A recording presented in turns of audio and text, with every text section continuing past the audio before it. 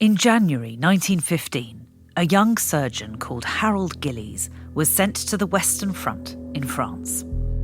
Gillies volunteered to serve with the Red Cross as soon as the First World War began. The conflict was already taking a devastating toll on the soldiers who fought it. From the first moment that the machine gun rings out over the Western Front, one thing is abundantly clear. Mankind's military technology wildly surpasses its medical capabilities. In the early 20th century, warfare had become increasingly mechanized, with more advanced artillery than ever before. There were so many advances, in fact, that a company of just 300 men in 1914 could deploy equivalent firepower as a 60,000-strong army during the Napoleonic Wars. New technology inflicted new types of injury. Men were maimed, they were burned, they were gassed. You know, they used to say that you could smell the front before you could see it. And a lot of that had to do with the dead bodies that were littering the battlefield. You have descriptions of men climbing over these dead bodies that are partly skeletalized. The death toll was shocking, but many of those at the front also suffered major injuries. Hands, feet, legs, and arms were lost, and the hail of munitions also destroyed some men's faces. This was a time when losing a limb made you a hero, but losing a face made you a monster to a society that was largely intolerant of facial differences. During the First World War, more than 280,000 servicemen suffered facial disfigurement. Even if they survived, these men became some of the most tragic casualties of the war. Many fell into depression. Some took their own lives. Most doctors could do little for these men. But when Harold Gillies looked on their destroyed faces, he believed he could rebuild them. For BBC Radio 4, this is History's Heroes. People with purpose, brave ideas, and the courage to stand alone.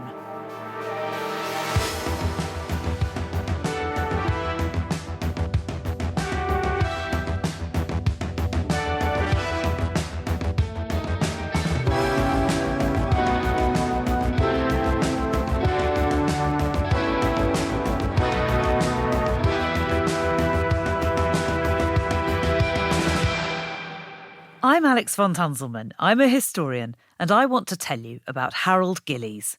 He was a surgeon, but not just any surgeon. Where others saw injuries they couldn't bear to look at, he saw his patients' humanity and gave them hope. Gillies was 5'9", but it was said that he seemed shorter because he had a bit of a stoop. Dr. Lindsay Fitzharris is a medical historian and author of The Facemaker, a biography of Harold Gillies. He was a bit of a funny-looking guy, and he made fun of his looks later in life. He said, how different would his fate be if, he had a slightly stronger jaw or a slightly different nose. Harold Gillies was born in New Zealand in 1882. After his schooling, he moved to England to study medicine at Cambridge University. He made friends easily. He had a nickname, Gilles, and, one of the things that he was popular for was just sort of his rebellion. He took his scholarship and he bought a motorcycle with it. And he liked and enjoyed debating with his professors as well. He was always sort of challenging the status quo. And he was kind of one of these people who was just very good at anything he set his mind to. Gillies was a talented golfer, artist and musician. As his medical training progressed, his obsessive attention to detail made him a perfect candidate for a career in surgery. By 1914, Gillies was practicing as an ear, nose and throat surgeon on Wimpole Street in London. His wife, Kathleen, a former nurse, was expecting their second child. It looked like everything was set for a successful, contented middle-class life. And then suddenly the First World War breaks out, and he is faced with this enormous challenge. Though he had a young child and his wife was pregnant, Gillies volunteered straight away. Harold Gillies was one of the first to volunteer with the Red Cross when the war broke out. And I think a lot of people, in Britain especially, didn't think that the conflict was going to last that long, and everybody was a bit excited to volunteer. When Gillies finally arrived at the jaw unit at Wimereux, near Boulogne, at the beginning of 1915, the injuries he saw coming back from the front were shocking. The artillery, the damage that was being done to bodies had never been seen on this scale. And so even surgeons who were qualified were probably pretty rattled by the sights they saw at first. Face and neck injuries were common in trench warfare because the soldiers' bodies remained mostly underground while they raised their heads for a lookout. And, owing to the dirty conditions, infection was rife. One of the things that battlefield surgeons near the front did was they would hastily stitch up the faces because they were trying to stop the hemorrhaging. The face is vascular, it bleeds and it bleeds. So in trying to stop the bleeding, they would just stitch these wounds up very fast. Sometimes they would stitch in the bacteria from the battlefield and literally seal these men's fate. Uncleaned, hastily closed wounds could quickly become infected. If an injured man survived the blood loss, he might still die of infection. Gillies and his fellow medics were fighting a losing battle. Even for experienced surgeons, the visceral horror of wounded and infected faces was hard to bear. A lot of doctors at this time admitted that they really struggled to look at men with these injuries to their face. It was just very shocking. And again, nobody had seen this kind of damage to the face on this scale. The jaw unit had been set up by a French-American dentist called Charles Valadier, who was quite a character. He's independently wealthy. He had a Rolls Royce and he retrofitted it with a dental chair, and he literally drove it to the front under a hail of bullets. Valadier tried to tend to these injuries, but as a dentist, he wasn't allowed to operate unless there was a qualified surgeon overseeing his work. That was the job Gillies was there to do, but it quickly became clear that existing expertise fell well short of the need. The term plastic surgery was coined in 1788 by a French surgeon named Joseph Dussault. At the time, plastic meant something that you can shape or you can mold. So in this case, a patient's skin or soft tissue. But attempts at repairing or altering a person's appearance tended to focus on very small areas of the face, such as the nose, rhinoplasty being one of the oldest medical procedures documented in history. After the American Civil War in the 1860s, there'd been progress in the field of large-scale facial reconstruction, but these innovations were modest. American surgeons in the 1860s don't really care about aesthetics. They don't care if it looks good. There's good reason for this. Germ theory was still not widely accepted during the 1860s, so any surgery was extremely dangerous. So they really just wanted to get in, get out. They wanted to restore functions such as the inability to eat or to speak, but they really didn't want to go much further than this. This meant that during the American Civil War, the total number of plastic surgery operations on faces that was documented was only around 40. But the numbers of men who needed facial reconstruction in the First World War was 7,000 times higher than that. Even though Gillies was supposed to oversee Charles Valadier's work, it was the dentist who taught him about new techniques of facial reconstruction. The ideas Gillies learnt from Valadier were crucial. The dentist was thoroughly irrigating his patients' faces to flush away dirt from the trenches before closing their wounds. He was also performing pioneering bone grafts. Gillies was sent on to the Belgian field hospital at Hoogstade, where he tended to some of the thousands wounded at Ypres, and then on to another hospital in France. But he was increasingly thinking about how he could develop plastic surgery. By late 1915, the British capital was filled with soldiers who had been sent home in pieces. There was streams of walking wounded coming into London. Facial injuries, of course, were the worst of the worst. And although you would see men with those injuries, they tended to be sort of hidden from the public view. Men with facial injuries either became recluses, living indoors, or wore masks to cover the damage. Several mask makers, these artists like Anna Coleman Ladd, who was an American who set up a studio in Paris, and they created these very realistic prosthetics to wear over the face. A distinguished British-American sculptor, Francis Derwent Wood, set up a unit at the 3rd London General Hospital, making prosthetics for injured men's faces. He began with a plaster cast of the patient's face. Then, Using pre-war photographs as a guide, he sculpted a restored face over the plaster cast with clay. The new face was then cast in tin and electroplated with copper. It was then meticulously hand-painted and soldered with individual tinted metallic threads to simulate eyelashes and brows. These masks were beautiful works of art, but wearing them was fraught with problems. They were hot, they were uncomfortable, and a lot of these men sort of grew to hate them themselves. They would say, these blankety-blank faces, give us something that we can shave. Harold Gillies sought to give these men faces that were more alive. The first job, though, was to get them back from the front. He meets a man named Sir William Arbuthnot Lane, and he petitions to open a specialty unit for facial reconstruction at the Cambridge Military Hospital in Aldershot. Gillies knew that the ambitious work he wanted to carry out on these men's faces was much more complex than anything which could be done in a field hospital. He approached the War Office to make arrangements. These pencil pushers weren't very convinced. They weren't seeing the horror that was going on the front lines. So they didn't really think that this was necessary. And Gillies got that sense of it. He thought that they were sort of laughing at him or certainly not taking him seriously. Gillies was determined to prove his work was essential. He left the British War Office and went to a stationery shop on the Strand. And he spent £10 and he bought himself some labels. And he addressed those labels to himself at Aldershot. He went back to the British War Office. He gave them the labels.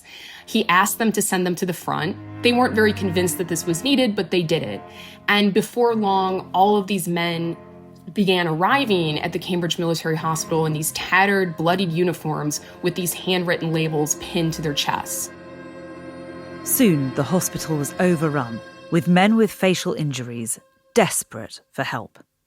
Gillies had shown the need. Now he took the revolutionary step, inspired by Charles Valadier, of recruiting dentists as a core part of the medical team. He always said that the dentists were the ones who dealt with the hard structure, and he, as the plastic surgeon, was dealing with the soft structure, so the tissue in the skin and the muscle. These doctors and dentists were effectively making up a new medical discipline as they went, and one with unique challenges. Whereas a prosthetic arm or leg doesn't necessarily need to look like the limb it's replacing, a face is an entirely different matter.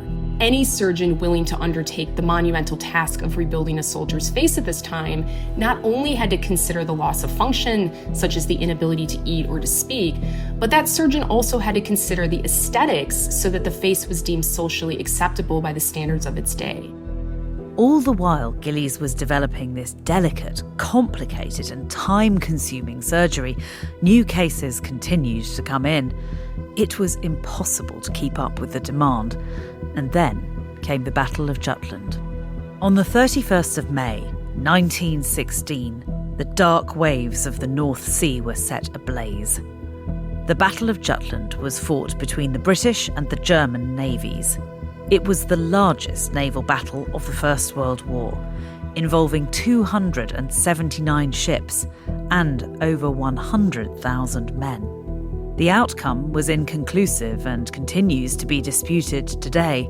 Either way, the human cost was high and the injuries sustained were horrific. Men were getting these cordite burns driven by the propellant, the explosive propellant, and it was almost like a flash. And any skin that was exposed at the time would end up being burned. These burns didn't behave as surgeons expected. A lot of times these sailors looked like they were only sort of mildly burned, almost like a just sort of bad sunburn at first.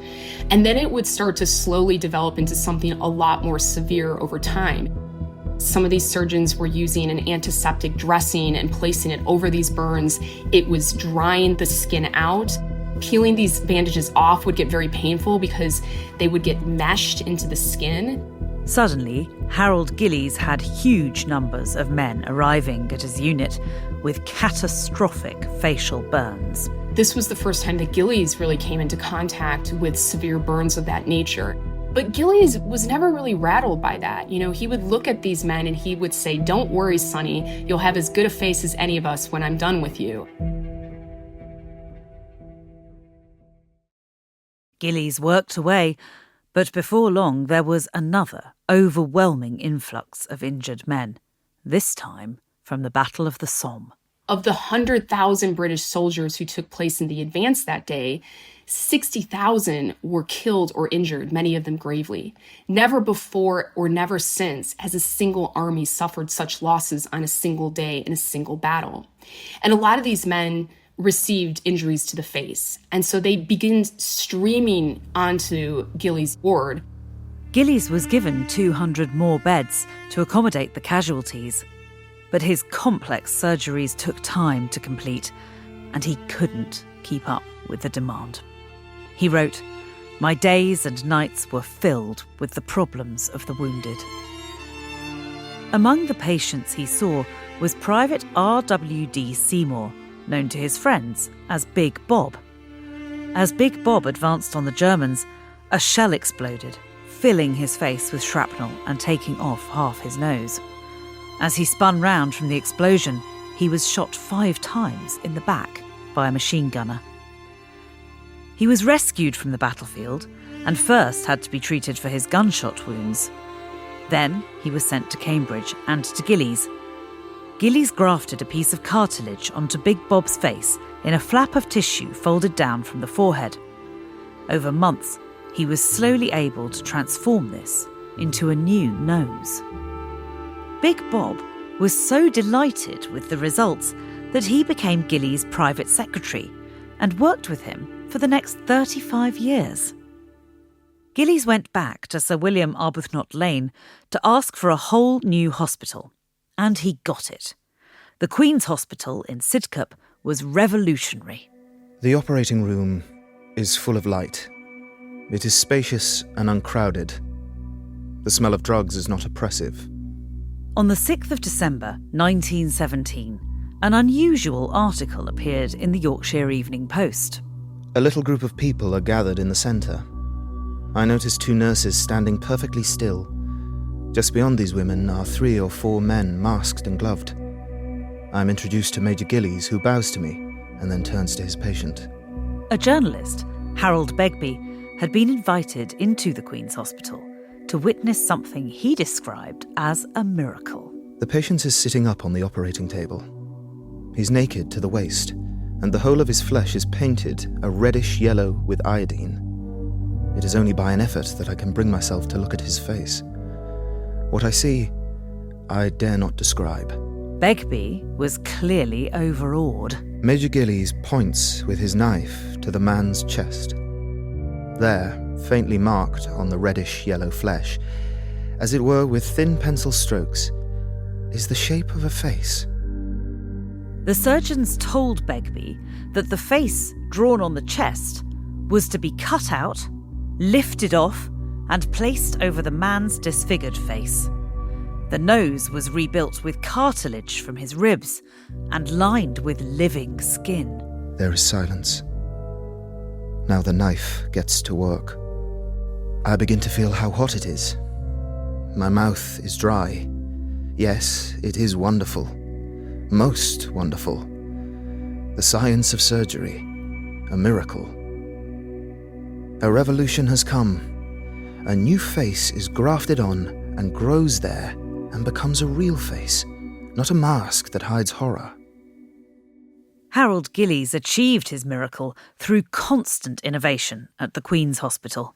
The hospital is extraordinary. It's a hub for plastic surgery, and it's set around 4 autonomous units. Surgeons watched what each other did. Although they're working autonomously, they're all looking at each other's work, and as a result, standards kind of rise across the board.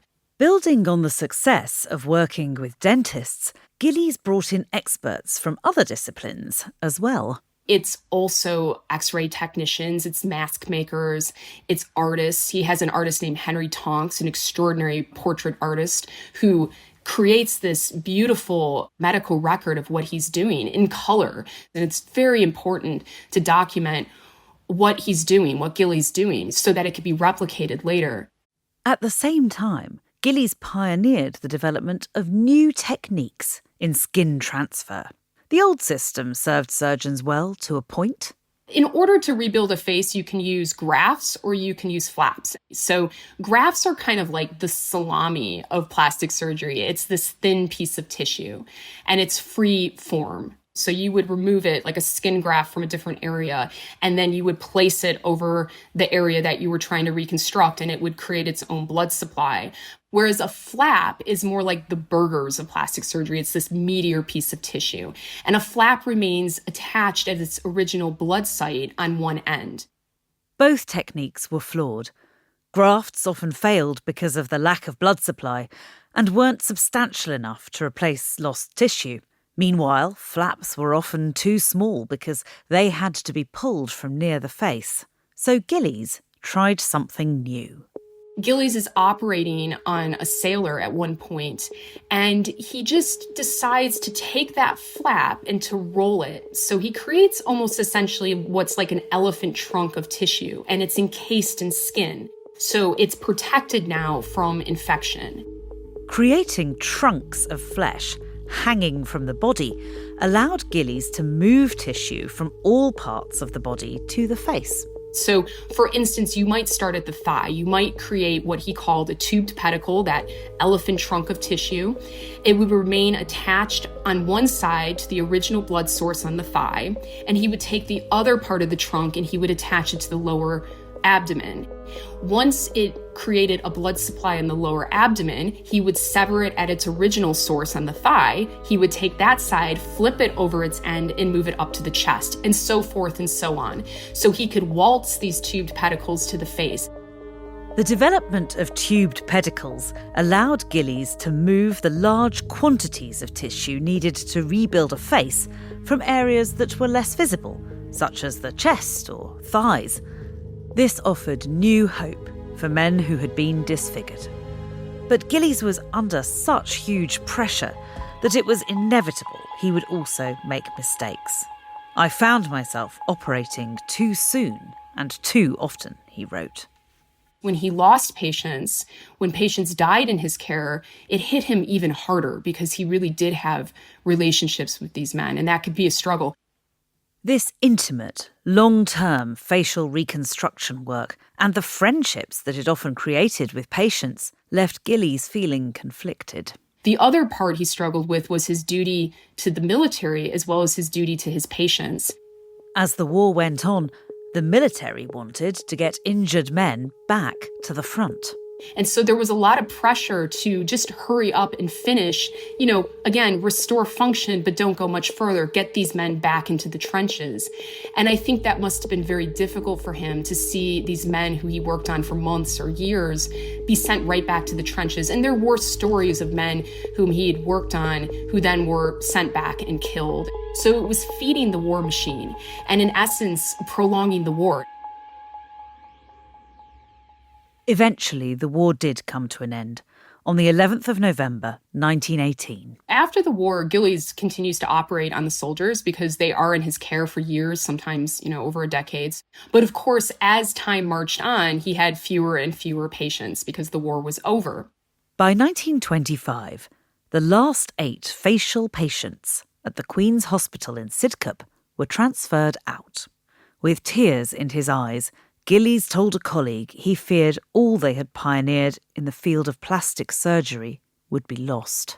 So he really faced a decision he had to make. Would he go back to Wimpole Street, go back to the cushy ENT specialty, or would he try to establish plastic surgery as a subspecialty in its own right? In 1930, Gillies was knighted as Sir Harold Gillies for his service. He remained in the field of plastic surgery.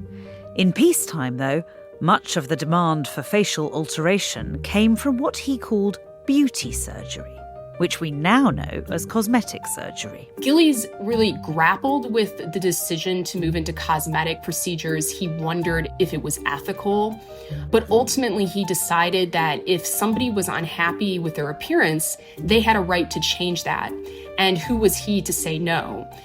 This again comes back to identity and to people being able to control their identity. During the Second World War, Gillies worked again on faces, and in another field of injury that was very personal to his patients, genital reconstruction. After the war drew to a close, yet again, he broke radical new ground in the field of surgery. In 1945, a trans man named Michael Dillon comes to Harold Gillies, and he wants to undergo what we would call gender-affirming surgery today. And Gillies agrees to do this. He performs the first ever phalloplasty on a trans man. And it's successful. It's extraordinary he's able to do this. This technique is very similar, if not identical, to one that is used today. This was a surgery most had deemed impossible before now. Gillies was discreet about this highly controversial procedure, and he and Dillon became friends. In the late 1950s, though, Michael Dillon was discovered and outed by the British press. He fled the country.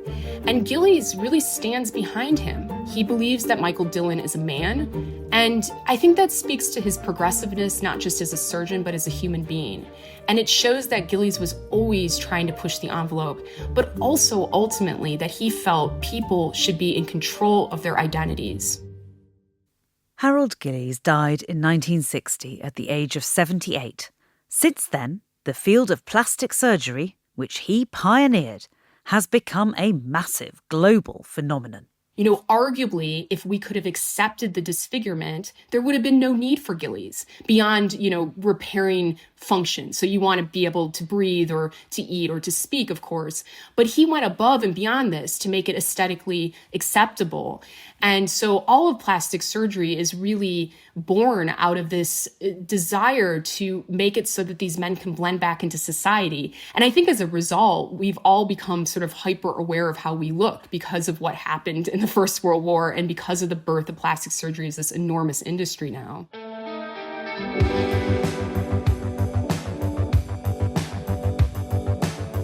Next time on History's Heroes, a Hollywood star takes on the double standards of the studio system. Katharine Hepburn, Queen of the Screen.